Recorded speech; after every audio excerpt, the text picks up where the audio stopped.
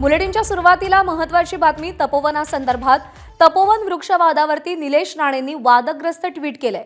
पर्यावरण प्रेमी ईदला बकरी कापण्याला विरोध करताना दिसले नाहीत असं नितेश राणे म्हणालेत. ईदच्या दिवशी पर्यावरण प्रेमी गप्प का असा सवाल नितेश राणे यांनी त्यांच्या ट्विटमधून विचारलेला आहे.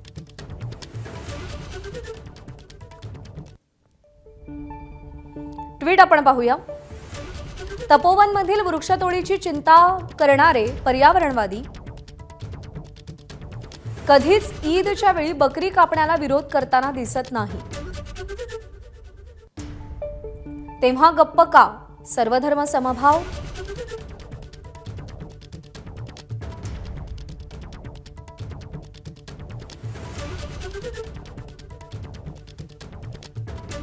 दरम्यान नितेश राणेंचं हे ट्विट समोर आल्यानंतर किशोरी पेडणेकरांनी काय प्रतिक्रिया दिली आहे पाहूया. बकरी ईदच्या वेळेला झाडं तोडली जात नाही.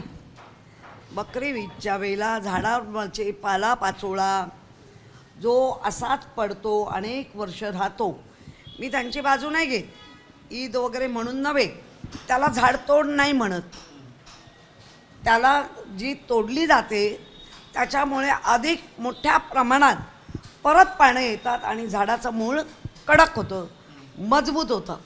त्यामुळे मला असं वाटतं झाड मुळापासून तोडणं आणि झाडावरची पानं तोडणं ह्याच्यात शाळेतच शिकवलं आहे, भिन्न भिन्न आहे. तर किशोरी पेडणेकरांची ही प्रतिक्रिया आपण पाहिली आहे. पर्यावरण प्रेमी ईदला बकरी कापण्याला विरोध करताना दिसले नाहीत असं नितेश राणे यांनी ट्विट केलेलं आहे. तपोवनातील वृक्षतोडीवरती पर्यावरण प्रेमींनी संताप व्यक्त केलाय, आंदोलनं केलेली आहेत. अजित पवारांनी सुद्धा वृक्षतोड करण्यास काहीसा विरोध दर्शवलेला आहे. साधुग्राम उभारलं जाणार आहे कुंभमेळ्याच्या पार्श्वभूमीवर आणि त्यासाठी या तपोवनातली काही झाडं ही तोडली जाणार आहेत आणि त्या विरोधात सध्या संतापाची लाट पाहायला मिळतेय. सोशल मीडियावर सुद्धा या संदर्भातल्या अनेक पोस्ट व्हायरल होताना दिसत आहेत.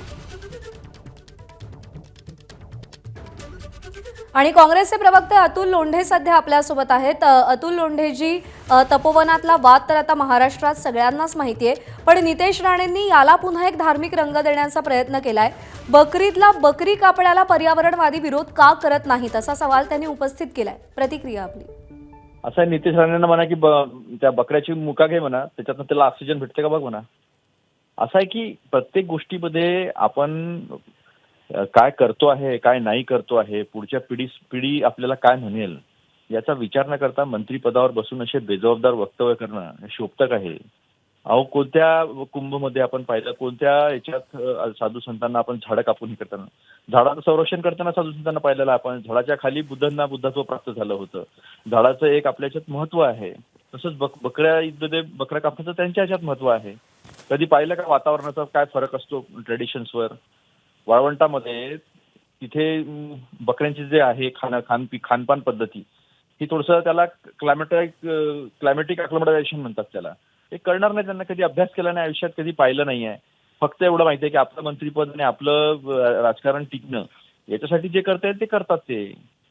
असं म्हणजे तपोवनामधले झाडं तोडणे याचं जर कोणी समर्थन करत असेल तर त्याला पुढच्या पिढीची काळजी नाही आहे. त्याला फक्त धर्माच्या नावावर राजकारण करायचं आहे असाच त्याचा अर्थ निघतो. आणि घ्या म्हणा बकऱ्याचा मुका आणि घ्या म्हणा ऑक्सिजन त्यातनं. अतुल लोंढेजी, सत्ताधाऱ्यांचं असं म्हणणं आहे की पर्यावरण महत्वाचं आहेच, पण त्यासोबत कुंभमेळाही तेवढाच महत्वाचा आहे. दर 12 वर्षांनी तो होतो, त्यामुळे त्यालाही तेवढंच महत्व आहे. तुलनात्मक राजकारण करण्याचं काहीच गरज नाही आहे. याच्यापूर्वी नाशिकमध्ये कुंभमेळावे झाले नाहीत का?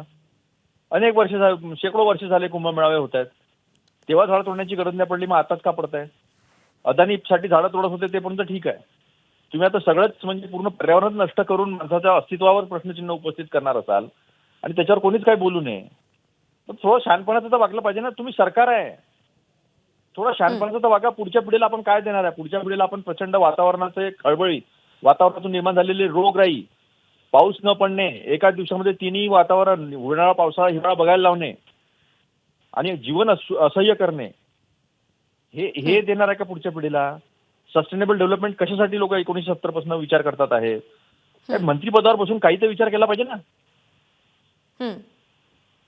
आणि जर तुमच्यामध्ये सरकार असून कल्पकता नसेल की कुंभमेळावाही करता येईल आणि पर्यावरणाचा नाशही करता येत नसेल तर सरकारमध्ये राहण्याचा अधिकार काय यांना?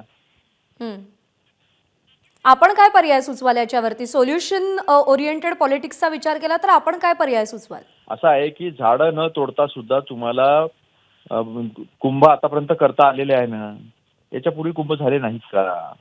म्हणजे लोकांना तिथे डाऊट आहे की हे झाडं तोडून ही जागा साफ करायची. एकदा झाडं तोडून जागा साफ झाली की मग आपले मित्र आहेतच टावर उभे करायला तिथे. पण मला त्याच्यात जायचं नाही. मला प्रश्न एवढाच विचारायचा आहे की यापूर्वी कुंभमेळावे झाले नाहीत का? आणि मला एक सांगा की महाराष्ट्रामध्ये किती अनेक प्रश्न आहेत. आज शेतकऱ्यांचे प्रश्न आहे. शेतकऱ्यांना अजूनपर्यंत कुठली मदत मिळालेली नाही आहे. राज्य सरकार म्हणतं की आम्ही प्रस्ताव पाठवलेला आहे. केंद्र सरकार पार्लमेंटमध्ये लिखित उत्तर देतं आमच्याकडे प्रस्ताव आलेला नाही आहे. म्हणजे ह्या मूळ मुद्द्यांना बगल देण्यासाठी हे असले मुद्दे उपस्थित केले जातात. ठीक आहे. नाही, अपेक्षा आहे की या सगळ्यामध्ये समतोल साधला जाईल आणि काहीतरी सुवर्णमध्य निघेल. अतुल लोंढेजी, आभार आपले. आपण सविस्तर प्रतिक्रिया दिलीत एबीपी माझाला त्यासाठी. आणि नाशिकच्या तपोवनातील वृक्षतोडीचा मुद्दा सध्या चांगलाच गाजतोय. कुंभमेळ्यासाठी देशभरातून आलेल्या साधूंच्या निवासाची व्यवस्था करण्यासाठी तपोवनातील 54 एकर जागेवर वृक्षतोड करण्यासंदर्भात महापालिकेनं झाडांवर फुल्या मारल्या. माझानं हे धक्कादायक वृत्त दाखवताच पर्यावरण प्रेमींमध्ये संतापाची लाट उसळली आणि त्यानंतर वृक्षतोडी विरोधातील मोहिमेला जन आंदोलनाचं रूप आलंय. ज्या जागेवर साधुग्राम उभारलं जाणार आहे ती जागा कशी आहे? तपोवनावरती किती घनदाट वृक्षराजी आहे? झाडांनी तपोवनाचा नेमका किती परिसर व्यापलाय? असे अनेक प्रश्न सर्वसामान्यांना पडले आणि त्याची उत्तरं मिळवण्यासाठी एबीपी माझानं इथं ड्रोनद्वारे चित्रीकरण करत विशेष रिपोर्ट केलाय. पाहूया. दर 12 वर्षांनी भरणारा कुंभमेळा 2027 मध्ये नाशिक आणि त्र्यंबकेश्वरमध्ये भरतो आहे. मात्र सुरुवातीपासूनच नाशिकमध्ये भरणारा कुंभमेळा हा वादाचा कुंभमेळा ठरलेला आहे आणि आता वाद निर्माण झालेला आहे तो साधुग्रामच्या जागेवरून. आपण आता ज्या ठिकाणी उभा आहोत याच ठिकाणी दर 12 वर्षांनी देशभरातून आलेले साधू महंत यांच्या निवासाची व्यवस्था केली जाते. त्यासाठीच आपण आता ड्रोनच्या माध्यमातून ही सर्व दृश्य बघत आहोत. ही जी झाडी आपण बघतोय हेच नाशिकचं तपोवन आहे.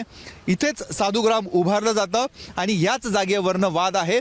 नाशिक महानगरपालिकेने जी गणना केली आहे त्या गणनेनुसार 1825 झाडं आहेत आणि ह्या सर्व झाडांवर पिवळ्या रंगाची फुली मारण्यात आलेली आहे आणि ही झाडं तोडली जातील असा संशय पर्यावरण प्रेमींना आला. यावर हरकती मागवण्यात आल्या. सुनावणी देखील झाली. मात्र त्या सुनावणीमध्ये कुठलाही निष्कर्ष निघालेला नाही आहे. त्यामुळे दिवसेंदिवस आंदोलन अधिकाधिक चिघळत चाललेलं आहे. हा परिसर यासाठीच महत्त्वाचा आहे कारण इथून गोदाघाट अवघ्या 1 किलोमीटरच्या अंतरावर आहे. त्यामुळे साधू महंतांना इथून गोदाघाटावर शाही स्नानासाठी शाही मार्गाने जाणं सुलभ होतं असा प्रशासनाचा दावा आहे. एकूण साधारणतः 377 एकर जागा नाशिक महानगरपालिकेने आरक्षित केलेली आहे. त्यापैकी सध्या 94 एकर जागा नाशिक महानगरपालिकेकडे आहे. यातील काही जागा छत्रपती संभाजी रोड लगत जे काही लॉन्स आहेत शेतकऱ्यांच्या जमिनी होत्या त्या जमिनी देखील कुंभमेळ्याच्या कामासाठी आरक्षित केल्या जातात. मात्र त्या भाडेतत्वावर घेतल्या जातात. मात्र ह्या जागा ताब्यात घेण्यावरून आता महापालिका प्रशासन आणि राज्य सरकारचं म्हणणं आहे की कायमस्वरूपी ह्या जागा आपल्या ताब्यात घेतल्या जाव्या यासाठी प्रशासन आग्रही आहे. परंतु योग्य मोबदला दिला जात नाही. त्यामुळे जागा मालक सध्या तरी ह्या जागा द्यायला तयार नाही आहे आणि त्यामुळे हा नवा वाद निर्माण झालेला आहे. नेमकं या जागेवर तोडगा कसा निघणार, सुवर्णमध्य कसा काढला जाणार हे बघणं अत्यंत महत्त्वाचं आहे.